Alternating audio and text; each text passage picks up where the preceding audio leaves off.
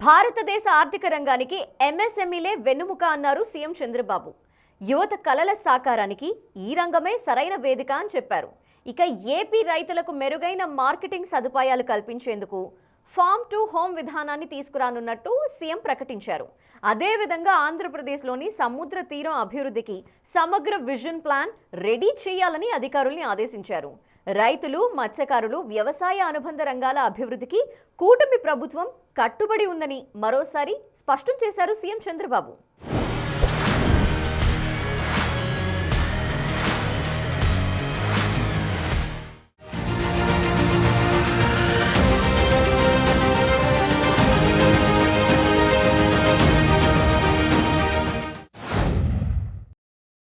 ఆంధ్రప్రదేశ్లో వ్యవసాయ అనుబంధ రంగాల అభివృద్ధిపై ముఖ్యమంత్రి చంద్రబాబు నాయుడు ఈ వారం కీలక సమీక్ష నిర్వహించారు. రాష్ట్రంలో వ్యవసాయం, ఆక్వా, పశుసంవర్ధక రంగాల్ని మరింత బలోపేతం చేసే దిశగా కీలక నిర్ణయాలు తీసుకున్నారు. స్వర్ణాంధ్ర విజన్ 2047లో భాగంగా ప్రాథమిక రంగంలోని 6 మిషన్లపై చర్చించారు. వ్యవసాయం, హార్టికల్చర్, ఆక్వాకల్చర్, మార్కెటింగ్, పశుసంవర్ధక శాఖ సహా ఇతర రంగాలపై తీసుకోవాల్సిన నిర్ణయాలపై దిశానిర్దేశం చేశారు. ప్రధానంగా రైతులకు మెరుగైన మార్కెటింగ్ సదుపాయాలు కల్పించేందుకు ఫార్మ్ టు హోమ్ విధానాన్ని తీసుకురానున్నట్టు ప్రకటించారు. రైతులు పండించిన వ్యవసాయ ఉత్పత్తులు నేరుగా వినియోగదారులకు చేరేలా కొత్త మార్కెటింగ్ వ్యూహాన్ని సిద్ధం చేస్తున్నట్టు తెలిపారు. దీనివల్ల రైతులకు మెరుగైన ధరలు లభించడంతో పాటు మధ్యవర్తుల ప్రభావం తగ్గుతుందని చెప్పారు.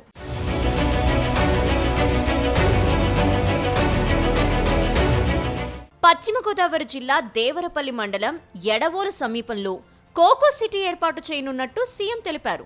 అలాగే ఇండియన్ స్కూల్ ఆఫ్ అగ్రికల్చర్ కి జూలైలో శంకుస్థాపన చేస్తామన్నారు. కడప జిల్లా పులివెందులలో నిర్మాణంలో ఉన్న ఫుడ్ టెస్టింగ్ ల్యాబ్ పూర్తి చేసేందుకు అవసరమైన నిధుల్ని మంజూరు చేశామని చెప్పారు. వ్యవసాయ ఉత్పత్తుల నాణ్యత పరిశీలనకు ఈ ల్యాబ్ ఉపయోగపడుతుందని సీఎం తెలిపారు. ఆక్వా రంగానికి ప్రోత్సాహకంగా కొత్త ఆక్వా కనెక్షన్లకు విద్యుత్ సబ్సిడీ వర్తింపచేయనున్నట్టు ప్రకటించారు. అలాగే మత్స్యకారుల సంక్షేమం కోసం 200 మెకనైజ్డ్ బోట్ల కొనుగోలుకు ప్రభుత్వం ఆమోదం తెలిపింది. రైతులు, మత్స్యకారులు, వ్యవసాయ అనుబంధ రంగాల అభివృద్ధికి కూటమి ప్రభుత్వం పూర్తి స్థాయిలో కట్టుబడి ఉందని సీఎం చంద్రబాబు స్పష్టం చేశారు.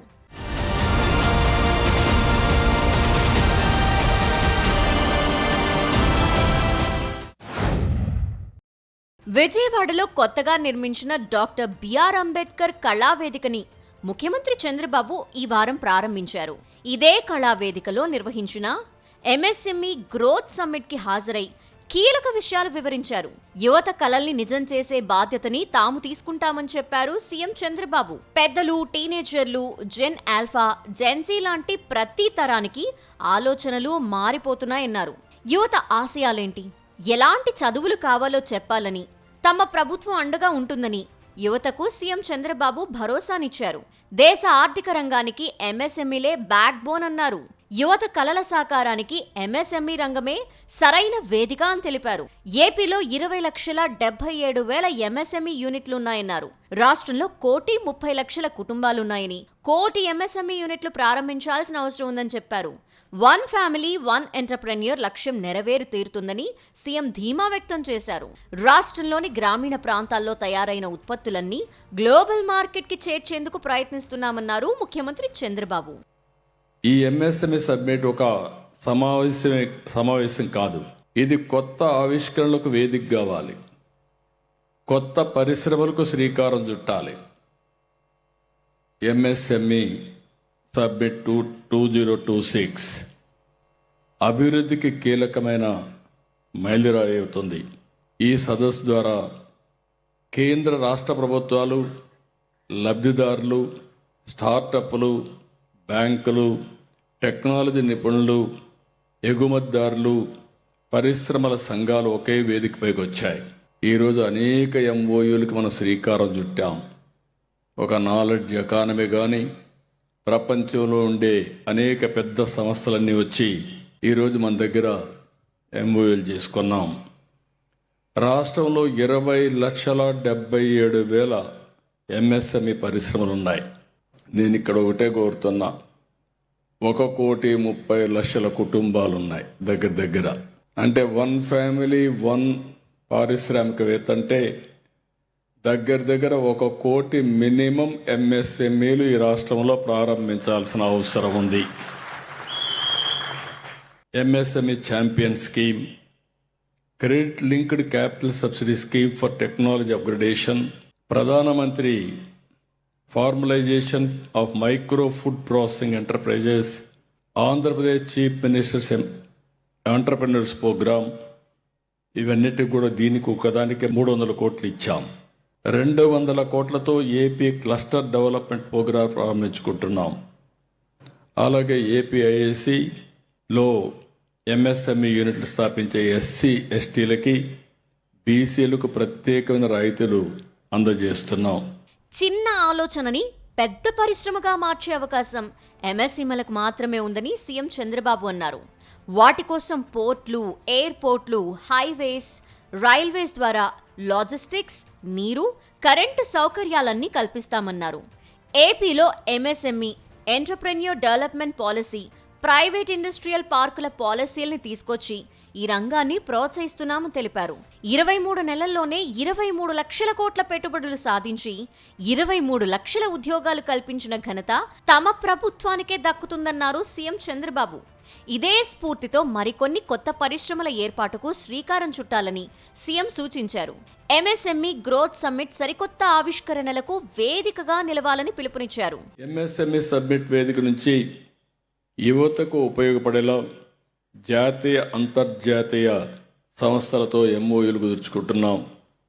ఇప్పుడే మీరు చూశారు, అనేక సంస్థలు, ఒక పక్క అమెజాన్, మెటా, అనేక సంస్థలతో ఒప్పందాలు చేశాం. దేశంలో ఉండే నాలెడ్జ్ కానీ స్కిల్ డెవలప్మెంట్ ఉండే సంస్థలంతా కూడా ఇక్కడ వచ్చి పనిచేసే అవకాశాలు ఇస్తున్నాం. ఈ ఒప్పందాలు కేవలం పెట్టుబడులకే పరిమితం కావు. ఇవి యువత భవిష్యత్తుకు, ఉపాధికి, నైపుణ్యాభివృద్ధికి కొత్త దారులు చూపిస్తాయి.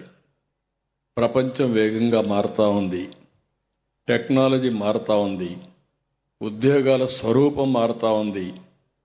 అందుకే నేను ఆలోచించేది, ప్రపంచంలో ఉండే నాలెడ్జ్ని, ప్రపంచంలో ఉండే టెక్నాలజీని, ప్రపంచంలో ఉండే స్కిల్స్ని ఇంటిగ్రేట్ చేసి బిజినెస్ మోడల్స్ తయారు చేయాలనేది నా ఆలోచన.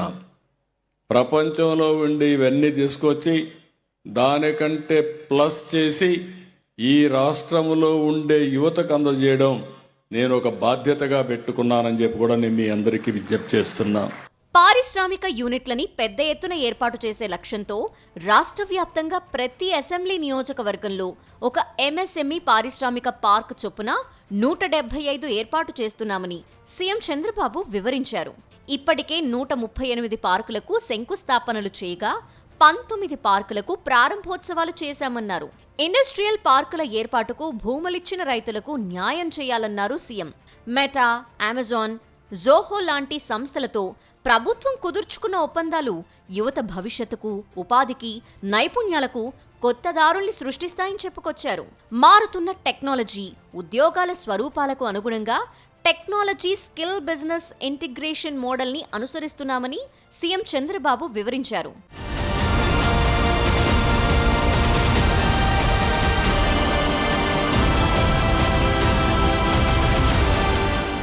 ఆంధ్రప్రదేశ్లోని సముద్ర తీరం అభివృద్ధికి సమగ్ర విజన్ ప్లాన్ తయారు చేయాలని ముఖ్యమంత్రి చంద్రబాబు అధికారుల్ని ఆదేశించారు.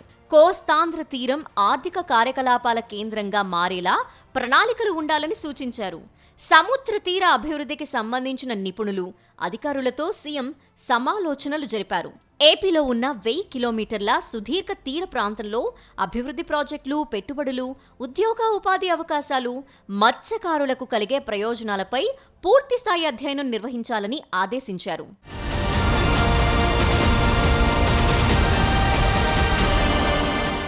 టెక్నాలజీ అందుబాటులోకి వచ్చినందువల్ల ప్రభుత్వ సేవలు ప్రజలకి సులభంగా అందాలే కానీ నిబంధనలు అడ్డుకాకూడదన్నారు సీఎం చంద్రబాబు. అవసరమైన మేరకు బిజినెస్ రూల్స్ సవరించాలని సూచించారు. ఈ వారం ఆర్టీజీఎస్ పనితీరుతో పాటు వివిధ శాఖల కార్యక్రమాలు క్షేత్రస్థాయిలో అమలవుతున్న తీరుపై ముఖ్యమంత్రి సమీక్ష నిర్వహించారు. ప్రభుత్వ సేవల్లో జాప్యం లేకుండా అత్యంత సులువుగా ప్రజలకి ప్రభుత్వ సేవలు అందేలా చూడాలని సీఎం సూచించారు.